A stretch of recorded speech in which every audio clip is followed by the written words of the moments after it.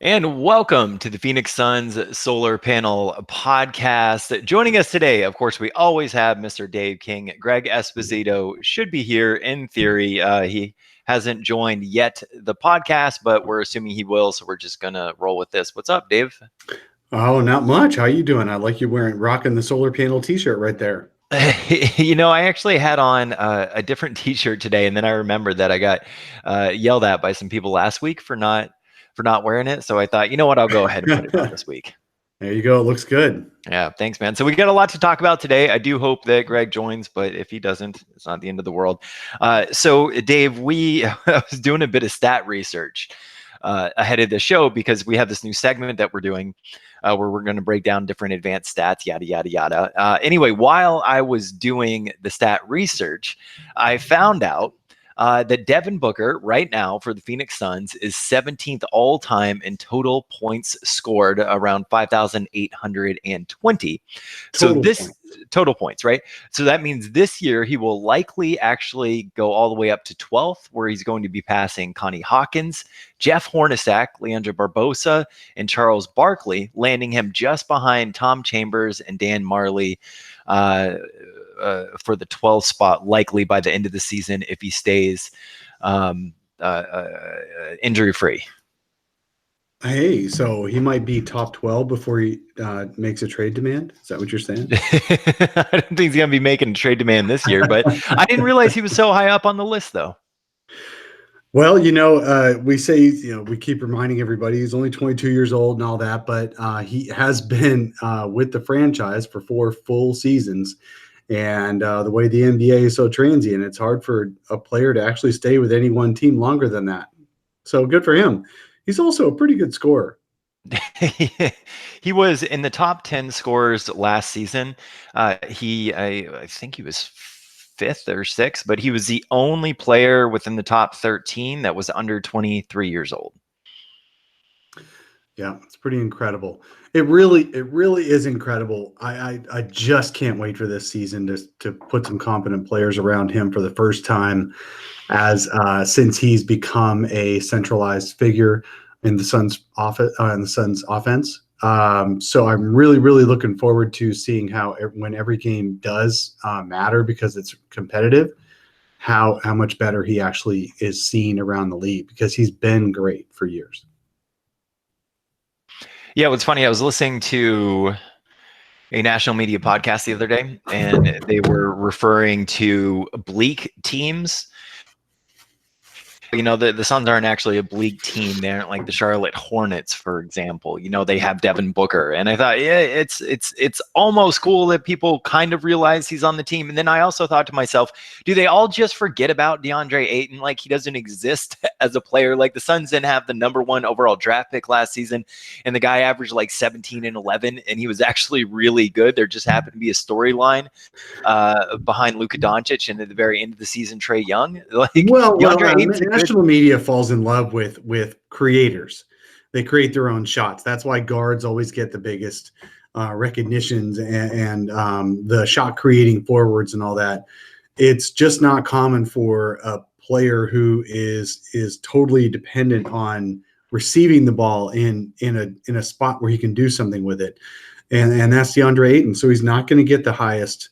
Kelly Oubre is going to get more exposure than DeAndre Ayton this year, I believe. Yeah, I mean, that's probably right.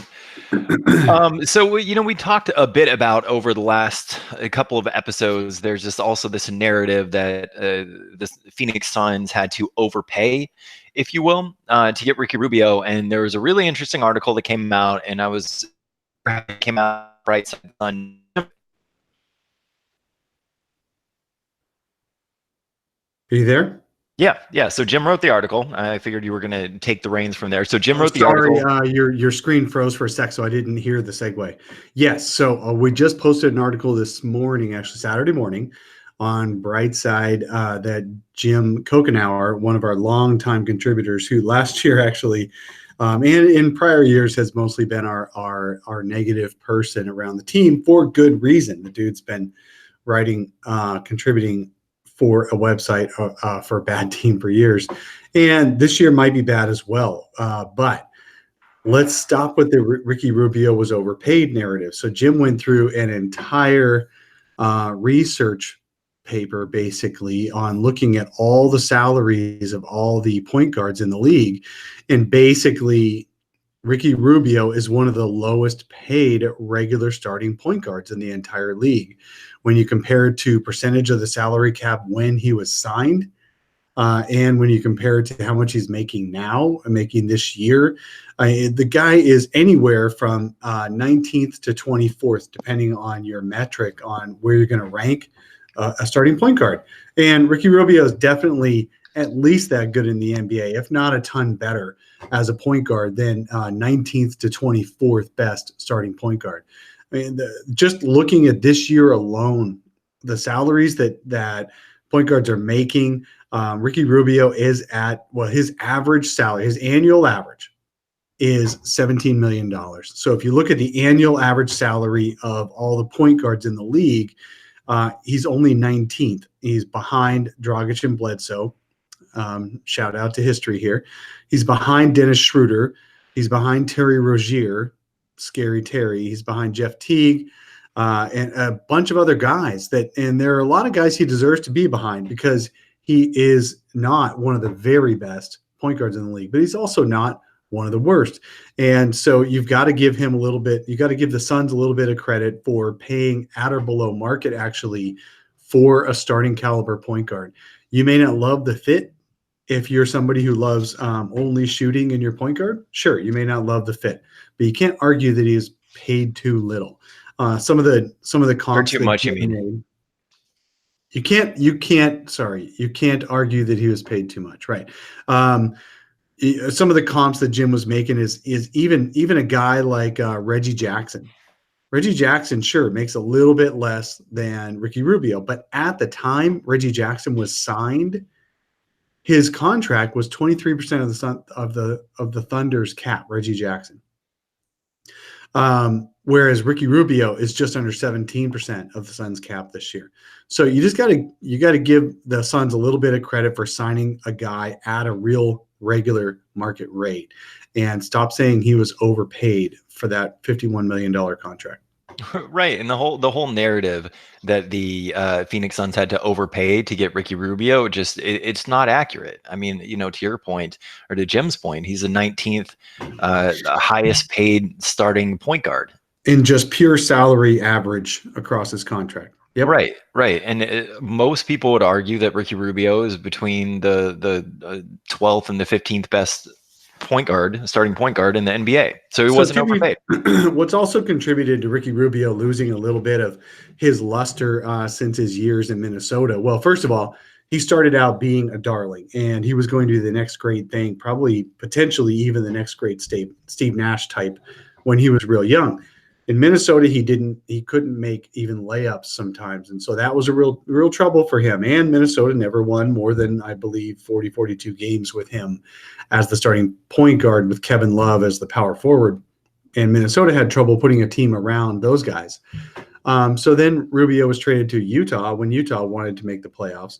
But Utah's offense is very, very catch and pass. And you know what? Monty Williams is preaching that a little bit, but he's also preaching that he's going to feature Ricky Rubio in his offense. He's going to give the ball to Ricky Rubio and let Ricky Rubio make the Suns look a little bit better. So whereas in Utah, it was very, I don't know if the right word is egalitarian, but it's very, very, everyone gets a little bit of touches. But I'll tell you what, Rudy Gobert would not look nearly as good if he didn't have Ricky Rubio feeding him the ball a lot. Donovan Mitchell is not a great passer. So it was Ricky Rubio getting the ball into making Rudy Gobert, who doesn't have a lot of touch, look like a good post guy. It was Ricky Rubio who made Nikola Pekovic a ton of money. That's just it's a good point guard to have. So, and he's not overpaid, which is how you started this segment, Tim. I'm looking at the YouTube comments. Steve Holler said that I should change my glasses every time the screen goes to Dave. I actually think that's really funny, and next week I'll do it. You also could. Just line them up on your desk. Right. At the end of the episode too, we're going to do about 10 minutes of listener questions. So if you guys have good listener questions on the YouTube chat, get those in right now. I'm taking note of them, and then we're going to answer those at the end. Speaking of the Jazz, I don't want to spend too long in this, but I found it interesting that the Jazz were 0-7 last season in games decided by 3 points or less. Wow. All right. Well, what do you think is the context of that? Is Donovan Mitchell, man. Everybody's saying that dude's clutch. Uh-huh. He ain't clutch. Yeah. So we could go into a long rant on Donovan Mitchell. And basically, the only takeaway that I want to have on Donovan Mitchell is Donovan Mitchell was put around a really competent team, and that helped him focus on his strengths. So let's see what happens with the Suns' young guys being put around a competent team. I can't express how happy I am. Some guy just tweeted the other day, and then I added a little bit of my own research to it. In Ryan McDonough's entire tenure as general manager of the Phoenix Suns, how many guys did he bring onto the team that had previously started at least one playoff game? What do you think, Tim? In 6 off seasons of acquisitions, how many people? And he went through, that started or played. I'm sorry, that started or played. Started. Best guess. 3. 4, actually. So you even went a little low. So Jared Dudley. Yep. Tyson Chandler. Yep. Trevor Ariza. Yep. Oh, I'm forgetting Barbosa. I was thinking Barbosa. Leandro Barbosa. I was thinking. Yeah. I thought that he came off the bench in those. Yeah, he must have started at least one. Right. So there was 4 guys. You know what? We may have the 4th one wrong, but here's the point: 6 off seasons to build a roster, and Ryan McDonough brought in 4 guys who had ever started a playoff game before, and 3 of them were 32 or older.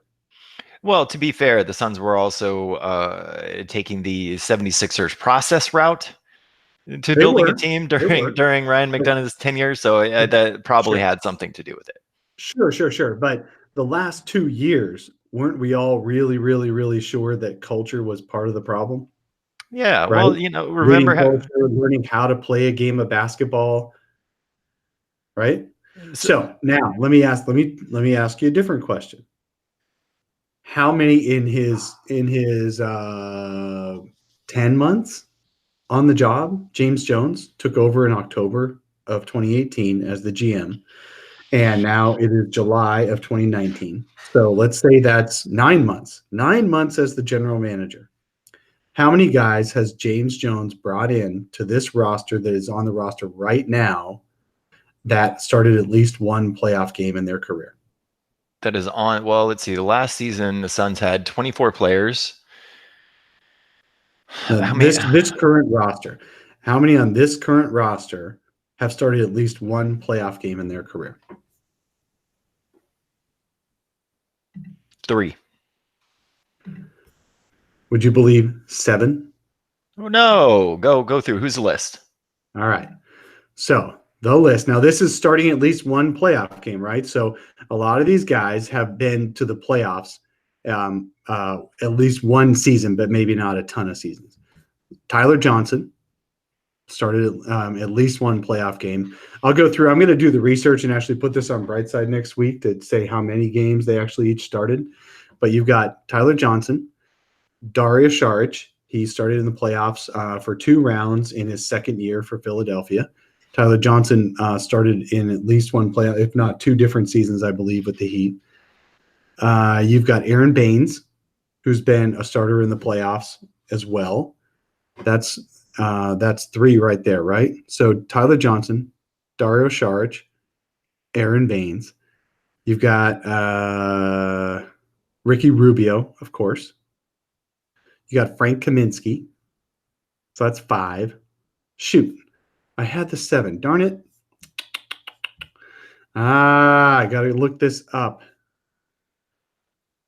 Super proud of Kelly you, Oubre. Kelly Oubre has started in a playoff game as well. So how about Tyler Johnson? 6. Did you say him already? Yeah, I did. So we got Tyler Johnson, Dario Saric. If anybody on YouTube right now is listening in and you can help me think of the 7th, I know for sure there's 7 guys. So Tyler Johnson, Dario Saric, that's 2. Aaron Baines is 3. Ricky Rubio's 4. Kelly Oubre is 5. Frank Kaminsky is 6. There's a 7th, and I'm forgetting him at the moment. But that's still, so that's already more in 9 months that have started at least one playoff game. And the Suns' average age is still only 24 years old on their roster. So they're not bringing in old guys either. These are young guys who've started in the playoffs at least once. Okay, and then on the guys he's brought in from college, how many of those guys have at least made the Elite Eight? Oh, Dave, I have no clue. All right. Just in this draft. Cam Johnson was in the Elite Eight last spring. Ty Jerome was in the Elite Eight last spring. Jared Harper was in the Elite Eight last spring. So 3 more. So, I mean, just he is bringing in winners, I guess is what So what I can take out of the 4 minutes of very slow rambling that you just did, which, by the way, thank you very much, because I had to post something on Twitter for us, was that you are much more of a James Jones fan than you are a Ryan McDonough fan. You know what? I was a Ryan McDonough fan early too. It's all about wins. What I'm trying to do is I'm trying to point out the method behind the madness of what James Jones is doing. Whether it translates to wins or not, I have no idea. We don't know yet. We really don't know yet. They could win 19 games again next year, and he's just as much a fool as Ryan McDonough. He's just doing it differently. Ryan McDonough brought in guys who don't know how to play basketball and hoped they would learn how to play basketball. James Jones is bringing in guys with a little bit lower ceilings on them, but they know how to play basketball. It's funny. It's Jose over on the YouTube chat said that McDonough brought in 5 with Ryan Anderson. What'd you just say? Oh, Ryan Anderson? Yeah. Yeah, that could be another one. But dang it. I'll have to look back. I'll have to find the tweet. Anyway, no more rambling. Yep, no more rambling. Also, Mr. Esbo is joining us. He should be on in just a minute, guys. Thank you, everybody, so much for continuing to watch and support us here on the YouTube show. And I do want to take a moment to thank a listener who has decided to support the show with a monthly donation. Shout out to Brian Stewart. He does a $10 a month donation. Anybody that decides that they do want to help and support the show, if you do the $10 option, I will personally send you some Sun swag. Even the $1 option helps a ton, because I really want a new mic. As you guys can tell, this thing kind of sounds like trash. There's $5 one, and I'd probably send you some swag with that too. Anyway, if you want to support the show, if you're listening on the podcast, open up the show notes, hit the support the show button. Otherwise, on the YouTube, that is in the description below. So thank you so much to Brian Stewart for being such a strong supporter of the Phoenix Suns Solar Panel Podcast. Yep, thank you. That guy's been a longtime supporter all around. So while we're waiting for Greg, I just want to give a little bit of a very, very early shout out to, I met with the new Suns rep, the new Suns sales rep, who's going to help me with Brightside Night again this year.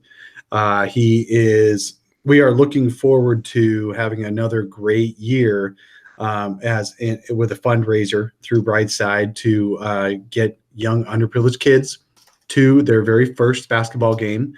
Last year, we got 3,300 tickets donated to send kids through the readers just off Brightside, as well as the podcasts who went through the Brightside link.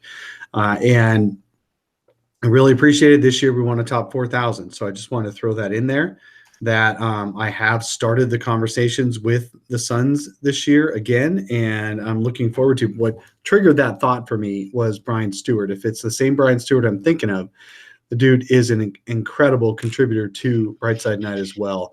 One of our top donators last year. So thank you very much, Brian. Yeah, and so what that is that Dave's talking about is essentially, it's Brightside Night. So every single year, Brightside puts on an event where they send underprivileged kids in Phoenix to a Suns home game. All donations, I believe, are matched, or they might be no. We it's definitely a grassroots thing where we want just the readers and supporters of the blog, as well as our podcasts, to just donate the tickets. The tickets are around $9 a piece. And what we do sometimes is we get people to do a matching. Toward the end, the Suns will do some ticket matching. I've even done some ticket matching in the past. We've had a player or two do some ticket matching just in small scales for promotional days or something like that. But as a rule, it really is just a grassroots. We donate our money. 100% of it goes toward the tickets to send kids and their chaperones to the game. And generally, it's about $10 a ticket. So Yeah. for $10, you get to send a kid who does not normally get to experience that kind of evening to a Suns game, and it's really awesome. So we're doing this series throughout the rest of the summer. We're essentially going to break down some advanced stats, and some of the stats are going to be a bit more advanced than other ones. But there was one that I've really been looking forward to doing, and so this week we are going to do free throw rate or free throw attempt rate, and we're going to break down exactly what that is and give you some context as to some of the league averages and how this relates to specific Suns players. So what a free throw rate is, or free throw attempt rate is the number of free throws per field goal attempt. League average last year was 19.8%. That means for every 100 shots taken, a team shot just below 20 free throws on those 100 shots taken. The last 2 seasons, actually, in the NBA had the lowest average free throw attempt rate since they began tracking it back in 1973. Wow. Any idea why we think it got lower? Because it sure seems like there's a lot of ticky-tack fouls out there. Threes go up, right? That's so true. About 90% of free throws are on a shot attempt and 5 feet of the basket, right? Yep. So of the guys who played meaningful minutes last year with the Phoenix Suns, that's meaningful games, so that's at least 40 games with the Phoenix Suns. In terms of who had the best free throw attempt rate, you had Richaun Holmes at 48%, Devin Booker at 36%, Kelly Oubre at 30%, and Dragan Bender at 27%. Among all players on the Phoenix Suns roster, and the Suns had 24 players last season play for them, Ayton was 13th on the team at around 22%. Well, yeah. And you know what? I didn't have time to look it up before, so I'm going to do another dumbass rambling where I'm not prepared. But I do recall doing some research a couple of months ago. Most of the league's big men who get to the free throw line, their worst year was their rookie year because they just don't know how to draw the fouls yet. So I'd really like us to give Ayton one more year. I think the most likely point of improvement for DeAndre Ayton this year is getting himself to the free throw line. The guy he's not TJ Warren or Marcin Gortat, where they would actively contort their body to avoid contact so they can make an uncontested, so they can make a clean shot even inside 5 feet of the basket. DeAndre Ayton doesn't do that. He doesn't do contortionism to avoid contact. He just never got the ball in the right positions to get contact and to finish. And he is pretty athletic. I mean, Amari Stoudemire finished a lot of shots too without having to get to the free throw line. So I guess what I'm saying is I would not be surprised if DeAndre Ayton almost doubles his free throw attempt rates this year, but we won't know until we actually see it. I did do some research, and at least like Anthony Davis and guys like that, they almost drew no free throws there. And Karl Anthony Towns is another example. He barely got to the free throw line as a rookie, but then since then he's been a pretty big regular. All right, so let's talk about Devin Booker and his free throw attempt rate. Every single season that he's been in the league, he has improved his free throw attempt rate. His rookie season, 15-16, 29%, 16-17, 30%, 17-18, 31%, and again, last season, 36%. And so I want to compare this to a few guys around the league that are comps, for better or for worse, for Devin Booker a lot of the time. One is James Harden. His career free throw rate is 53%, which is just wild. Even his rookie year, it was like 40-something%. I'm like, that's just insane. It's actually last season was his worst free throw attempt rate of his entire career at right around 45%. So I also want to compare that to Bradley Beal. So Bradley Beal, we all know he had a great season last year. He's also just been kind of a quality shooting guard in the league, and somebody that a lot of national media are saying he is the most likely quote unquote star to be moved this season. His career free throw rate, 23%. And last year, he actually had his best career free throw rate at 29%. Yeah, absolutely. Devin Booker, it gets to the line a ton, and we should appreciate it. We don't get a chance to appreciate it because of all the losing. I did a little bit of my own research, not nearly as good as yours, Tim. Very good job on that.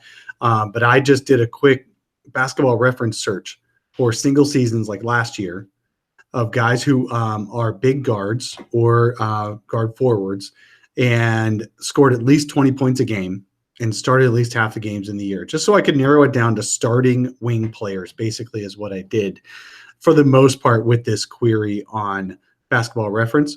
And Devin Booker had the 8th highest free throw attempt rate in the league for that criteria. The guys ahead of him are guys like Giannis, James Harden, Blake Griffin, Luka Doncic, LeBron James, Kawhi Leonard, and Kevin Durant. So that's really, really good company that Devin Booker is getting to the free throw line at a rate that is only behind those guys. Let alone that he is a guard. Right. Most of those guys are much, much bigger than Devin Booker. So definitely, yes.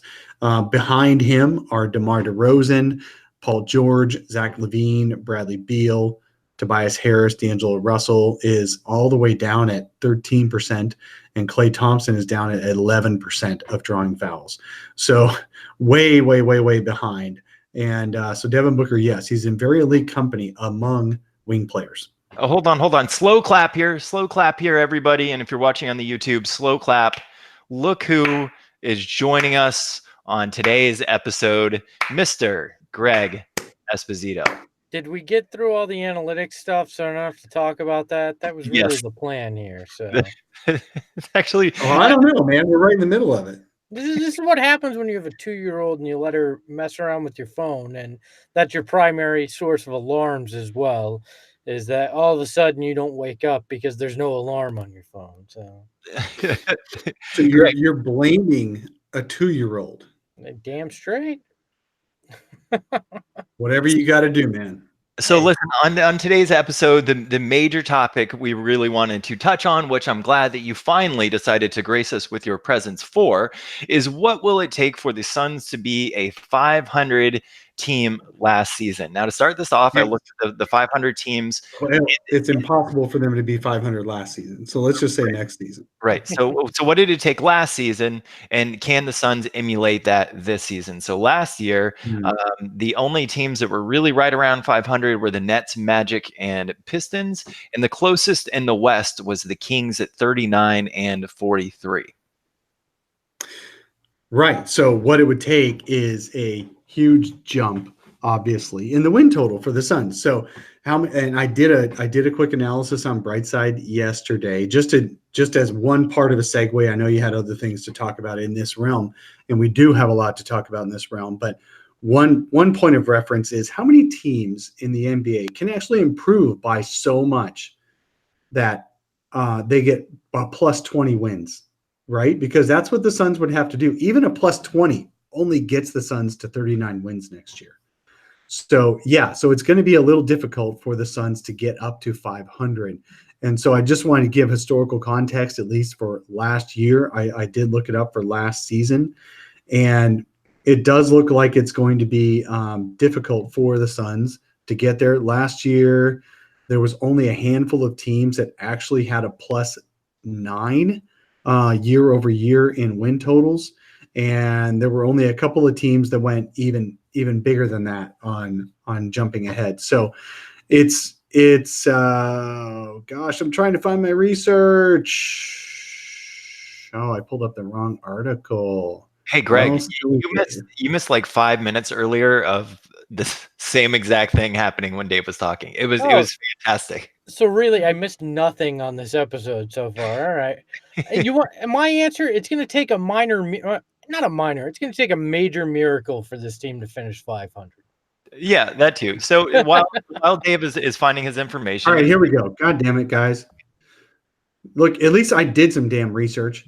Okay, so last year, the Kings were a plus 12. The Cinderella Kings were a plus 12 on wins. The Grizzlies were a plus 11, driven by Mike Conley basically deciding his team wasn't going to be a 21 team. And the Mavericks, who were plus 9. In the West, Orlando was plus 17, and the Brooklyn Nets were plus 14. The only team that had 20-plus win change year over year last year was the Milwaukee Bucks. So taking a look at the teams that were right around 500, they were all at least plus 5 at home. And the worst road record for any team 500 or better was the Pistons at 15 and 26. By all means, the majority of teams that were around 500 were also around 500 on the road. Also, in games decided by 3 or less points, only 2 of the top 16 teams that were at least 500 or better didn't have losing records. Last season, in games decided by 3 or less points, the Suns were 5-5. Here's my favorite stat, though. In games decided by 10 or more points, the Suns were 5-40. And they lost by 40 points in most of those. Look, I think what it's really going to take is you're going to have to close to sweep the Eastern Conference in all your matchups with them. I mean, just because the Western Conference is that hard, and I just do not expect them to rack up major amounts of wins there. So you're going to have to look at, okay, there's 2 games each against the Eastern teams. You're going to have to win, 28, 29 of those 30 games to actually have a chance at finishing 500, because where are you going to stack up the wins in the West? Who are you going to beat on a regular basis in the Western Conference to get you to 41 wins? There's not enough. Yeah, but see, the thing is, it's not that other teams are going to give you wins or whatever. It's just the way you have to play the game. And last year, when I did this research, there were 16 teams who ended up with at least one more win than they had the year before. And that means there were 14 teams who regressed. And in the West, there were several teams who went backwards a little bit. I mean, the Mavericks were +9 last year. There was 3 teams in the West who had at least a 9-win difference year over year. Before the season started, you would have said the same thing last year, that it's impossible to get a lot of wins against the West, but it just happens. Teams regress to the mean a little bit, and you do pick up your wins. So I don't know that they need to, but that's Greg's call. Greg's call is you got to kill the East in order to get close to 500. I can totally see that being necessary for sure. And then Tim was saying, get regression. I totally get regression though, Dave. Like there will be teams in the West that fall back more to that middle. And I think if you're going to beat Western Conference teams, you're going to have to do it early in the schedule, because you're likely going to catch them by surprise in a lot of cases as well, because you'll be playing that much better than what people expect you to be. There's a lot of factors, but 22 win improvement is very, very, very difficult. And we've only seen it, I think, twice in Suns history where they improved that much. Which years might those be? I believe it was the 88-89 year, right after the drug scandal year, and then it was that first McDonough year where they won the 48 games. Oh, you missed the big one in the middle. Was it the big one in the middle? Steve Nash's first year, man. Oh, yeah, that one as well. You're correct. I forgot that. So they've got about 3. Not 3 out of 50 years. That's a pretty good percentage. I mean, why not? Let's roll it again. 2 out of those 3, they had an MVP that season, or not an MVP candidate, and an MVP in that. Devin Booker. I mean, hey, weirder things have happened, right? No. This whole thing is a thought exercise. I want to make it clear to the folks listening. I don't think any of us think that the Suns can approach 500. My question was simply a thought exercise for us to discuss today of what would it actually take? And you guys are talking about how difficult it would be. Absolutely. But let's just say that the Suns actually got to 40 wins, 42, 41 wins this next year. What would that look like? What would the makeup of the team? What would the performance? Who would have to jump out? And we're not talking the easy trade for a superstar. With this current roster, what would have had to have happened on the team within the roster Okay, so I have three major stats that the Suns would need to dramatically or at least marginally improve on each one in order to become a 500 team. And again, this is at comparing the 500 teams or better from last season. So let's talk about rebounding first. Last season, the Suns were at a 20% offensive rebounding rate. In order to be close to 500, they need to be at around 23%. Their defensive rebounding rate was 70%. In order to be close to 500, they would need to be around 75%. Are the changes on the roster this season inducive to the Suns being able to improve their offensive rebounding rate by 3% and their defensive rebounding rate by 5%? Well, I'll definitely say the defensive rebounding rate is going to improve. Last year, we all know very, very well that the Suns did not actually have a real power forward, a starting caliber power forward on their team. They just didn't. And this year, the guy who doesn't get enough credit doesn't get enough talk in the offseason simply because of the nature of he came from the Eastern Conference for the most part and then had one stretch with the Minnesota Timberwolves. You've got Dario Saric, who's coming in, who's actually a legit quality power forward. I compared him to our prior power forwards in history for the Suns, and Saric, since Amari Stoudemire retired, or actually, well, he left to go to New York, but it was after a year or two he basically retired. And what happened there is that since then, you've had Channing Frye, Luis Scola, Markieff Morris, Marquise Chris, and TJ Warren as the primary power forwards on the team. Last year, especially, TJ Warren being the most played starting power forward on the team until he got injured for the last 33 games. So long story short is the Suns are going to improve because they had guys who just don't rebound playing power forward. So even though DeAndre Ayton had a relatively historic rookie season, especially in the rebounding department for rookie big man, he was on an island, and this year he won't be on such an island. Okay, well, let's talk about turnovers. In order for the Suns to be around 500, they need to cut their turnovers, get them down to about 13 a game. Last season, they averaged 15.6. Can the Suns cut their turnovers by 2.6 turnovers total per game this upcoming season? I think there's a chance because Ricky Rubio will help you in that somewhat, and the fact that you're not playing the poo-poo platter of point guards that you had will help, and then having Saric at power forward also will help too. You've got experience on this roster now, which changes things a bit. So I think that one is maybe easier than the rebounding, to be honest. I think that will dramatically be cut down just by the IQ of player on this roster compared to what was here in the previous few years. Yeah, I'm a little more skeptical. I'll take the opposite tack from you, Greg.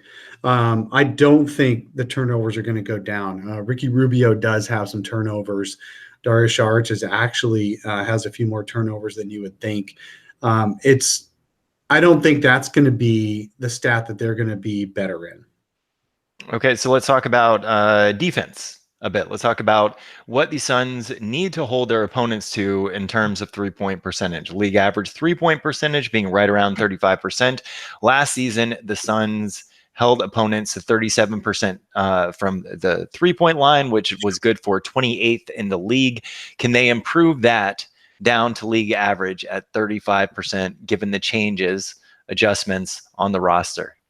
I think this is another tough one because the roster got better, but did it get that much better defensively? Because you're still looking at, Devin Booker being a major part of what you're trying to do, DeAndre Ayton, where he won't have a huge impact on 3-point percentage, but he still has major question marks defensively. Can Monty Williams get enough out of these guys in just scheming and team defense to cut it down? I think this one's going to take a lot of effort for them to drop their opponent 3-point percentage by 2% or more. We don't know what the defensive scheme is going to look like. We can hope it's better than 29th in the league overall.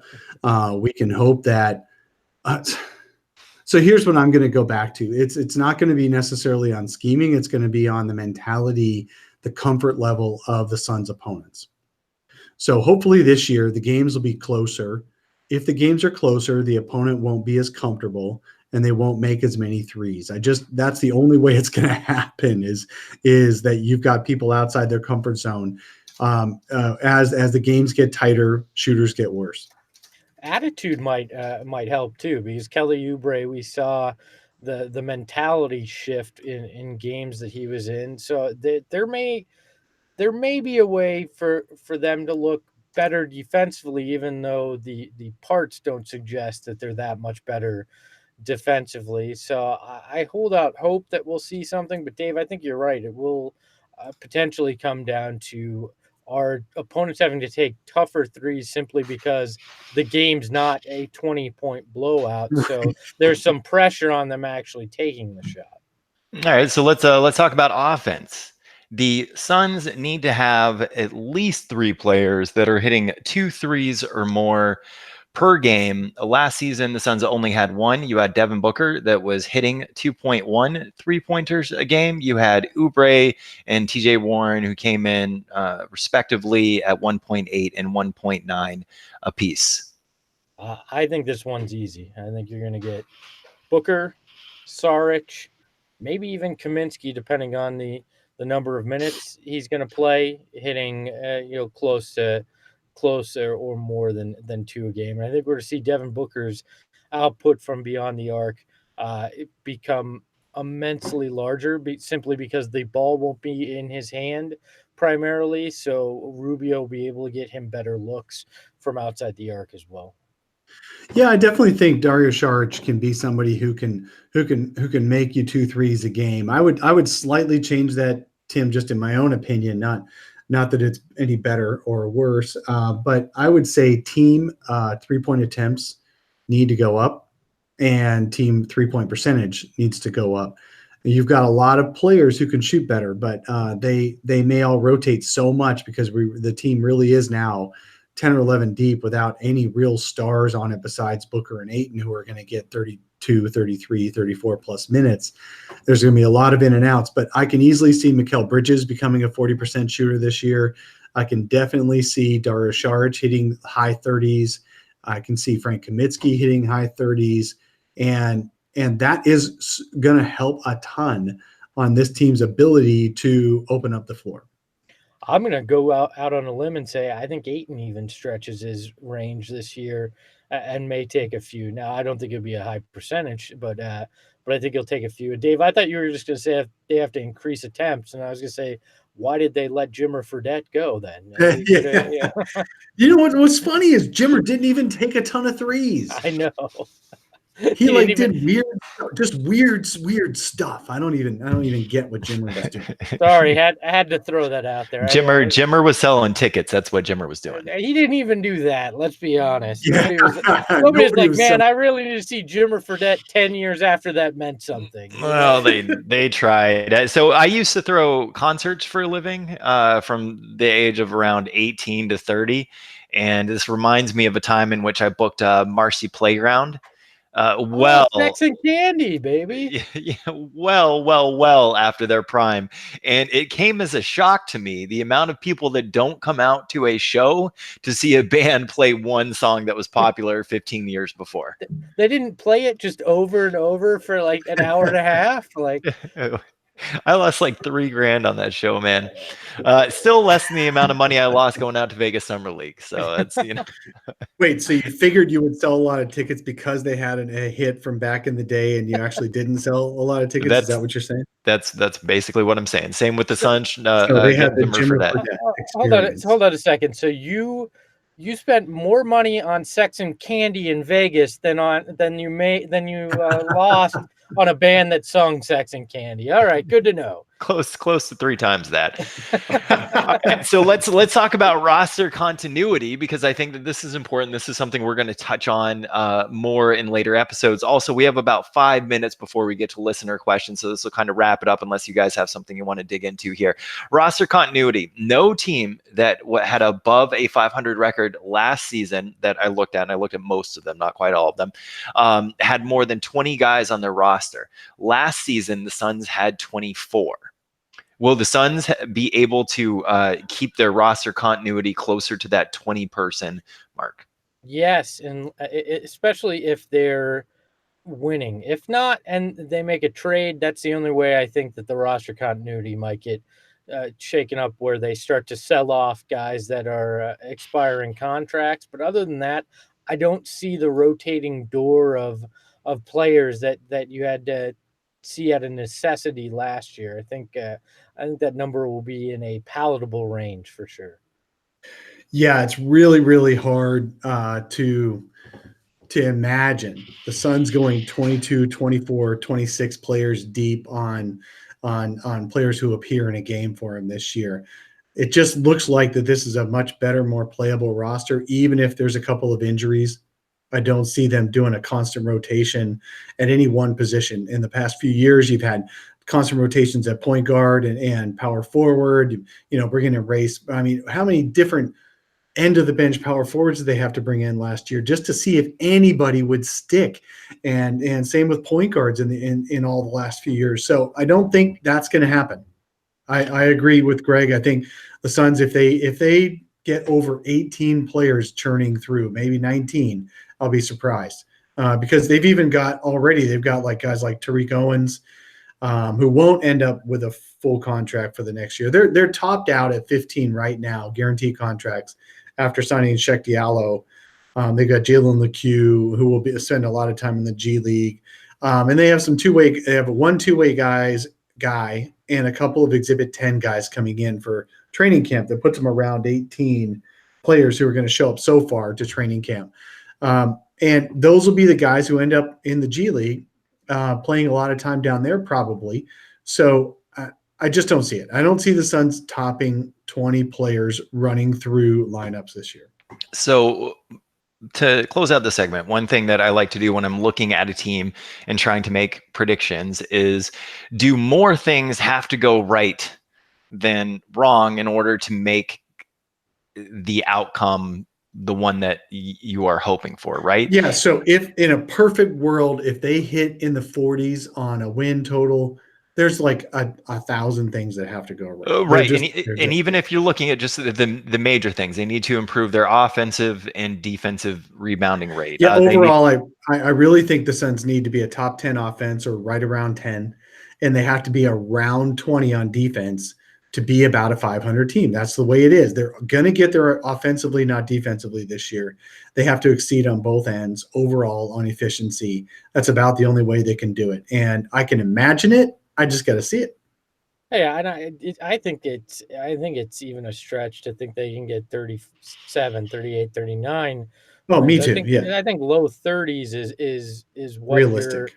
Is what you're going to likely top out at, and that's even. I mean, we didn't talk about this, but to obviously get to 500, but even to get in that low 30 range, you need Ayton to take a huge step in his evolution in terms of having that motor constantly. And yeah, his stats were good last year. He had historic, so I don't need to see like a 10-point a game jump or anything from him, but he needs to take that next step. Devin Booker, certain parts of his game, like we talked about, his 3-point shooting has to go back to a level that we saw before. His defense has to take a next step. Like, that's just to get them into the low 30s, let alone get into that 500 range. So there's just far too many things that have to click exactly to get them to 500, and we've only seen it happen a few times magically, where this franchise had that big of a jump. So before we get to the listener questions, Greg, do you see what shirt I am wearing today? I do, and you can get that shirt at sunshirts.com. You can get all sorts of designs there. that we've created, and you can help support the show and make sure that Tim can pay off his Vegas bill and keep his glasses fetish going. So. We would need to sell a lot of shirts for me to be able to pay off my Vegas bill. In all likelihood, I'm going to be paying that off for about 2 or 3 years. Well, hopefully you enjoyed yourself. So, that I did. So really what we're saying is buy a few shirts so Tim can afford a Wi-Fi hotspot in whatever place he's going to have to move next because he can't afford that lovely house he's sitting in. I know that damn mortgage, man. Sunshirts.com, you can check them out. Fun designs. We're going to get some new ones in there. If listeners have some ideas, we're happy to throw them in there. Anything but Valley Boys merch. Right. So, listen, we're going to answer some listener questions now. We're going to rotate between some ones that we got on Twitter from some of our regular podcast listeners, as well as here in the YouTube chat as well. By the way, if you're listening to the podcast right now, we do this every Saturday morning at 7 a.m. Arizona time. Feel free to watch the show instead of listening to it. But the first one comes from T-Monk on the YouTube chat. He said, what lineup do you guys see us playing if Booker has a hamstring issue next season?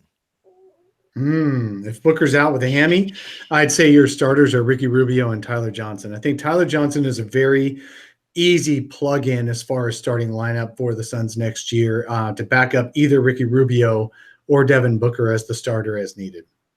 I think it depends on the evolution of Mikal Bridges. If Mikal Bridges is shooting 40 some odd, high 30s, low 40s from 3 and playing solid defense, I could see him get the call over Tyler Johnson. That's a good point. Yeah, I can imagine that as well. What do you think, Tim? Oh, it depends. I kind of am split between you guys on that one. I think that Tyler Johnson is really important, but he's also really important coming off the bench. And I do think that part of this depends on the evolution of Mikal Bridges, and I'm really high on Mikal Bridges. So what's best, I don't know, but I think he'll be one of those two guys that would be filling in that spot. Let's be quite honest. If Devin Booker's out with a hammy, it really doesn't matter who replaces him. They're in big trouble. So. Tyler on the YouTube chat, he said, realistically, do you think that Šarić, I should say, will be a long-term stay at power forward after this season, or do you think he will be a one-year rental for the Suns? Fully depends on how he performs this year. If he comes out and he shoots well from 3, rebounds. But he's asking you to predict. I don't think he is the long-term answer simply because of the way that they set things up. I think James Jones, Trevor Buckstein, Jeff Bauer, they have a thought on where they want to go with power forward. And I think there's someone out there either via trade or free agency that they have specifically in mind. Because if you look at the way they set up expiring contracts, who they signed for longer-term deals this offseason, everything points to power forward is where they might go all in on someone because Rubio solves the point guard position for a longer term. They drafted guys at that spot that'll help you figure out what the long-term play is. But power forward was the question mark, and they left themselves with a massive flexibility in terms of financially because you don't need a center, you don't need a small forward. So everything leads me to believe that they have a plan at power forward that isn't likely Šarić, but it might be if he plays his way into that money. Absolutely. So their depth at point guard, just to give real numbers around that, Greg is absolutely right that the Suns are very flexible in their salary cap. At the power forward position, they have Dario Šarić, who makes about $3.5 million on an expiring deal because he's a restricted free agent after his rookie deal has ended.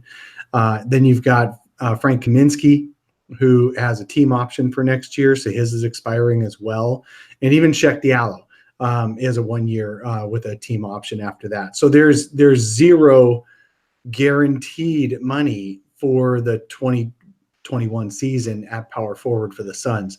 A lot of flexibility. Even Aaron Baines as the backup center has only a 1 year deal.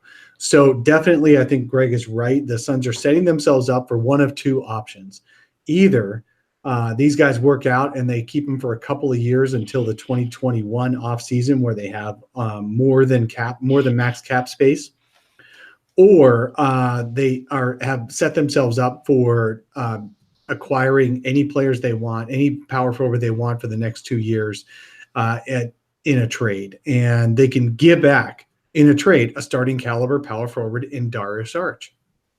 I wonder if you look at the free agency list for next year, and again, pure speculation, nothing behind this, but the one big name is Draymond Green, who's a power forward. I wonder if they look at that and go, maybe if we make enough of an improvement, we'll make a run at him as the long-term option.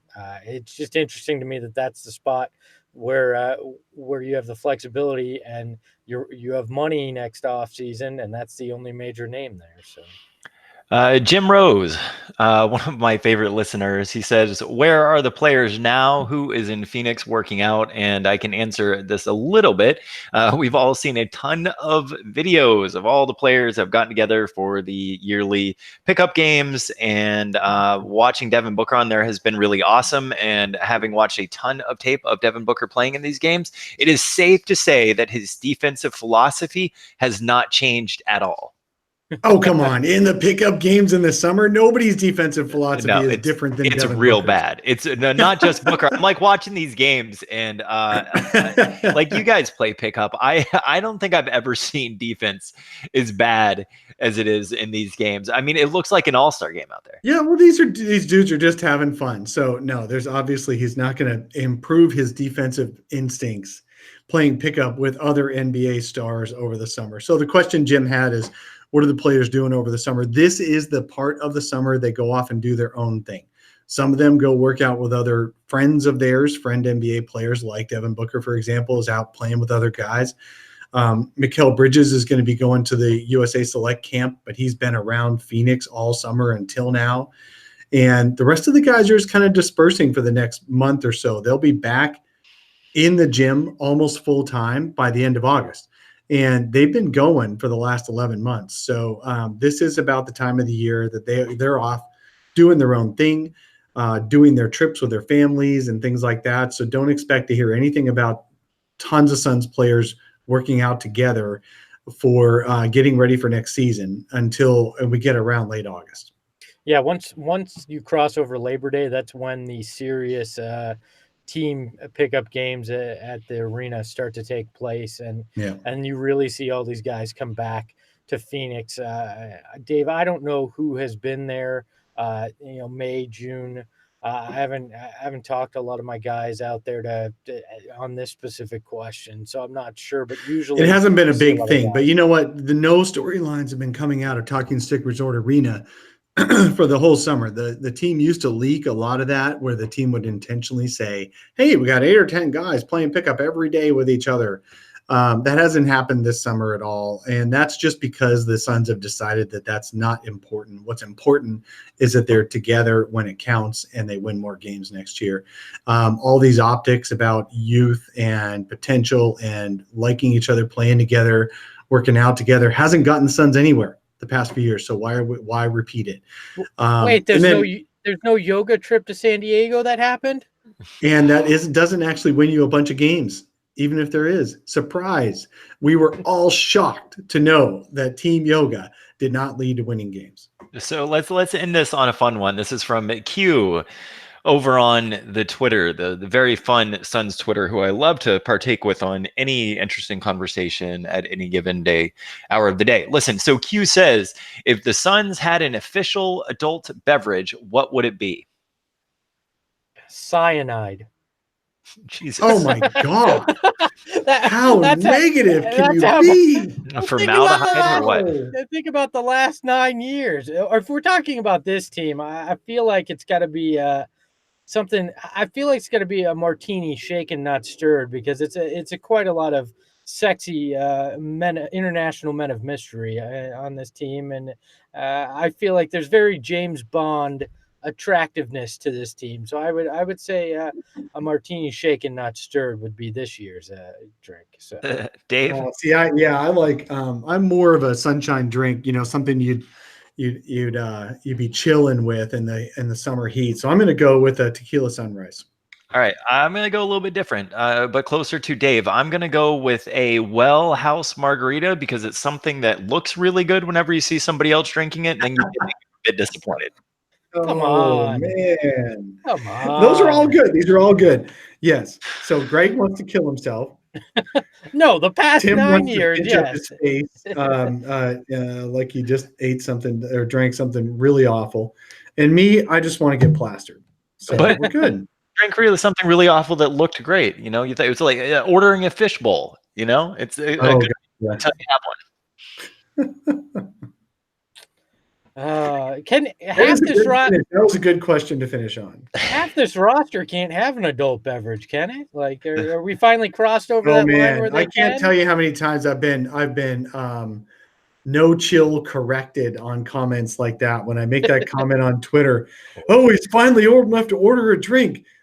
Dave, you know these people are getting drinks anytime they want to at a younger age, blah, blah, blah, blah, blah. I'm like, okay, chill.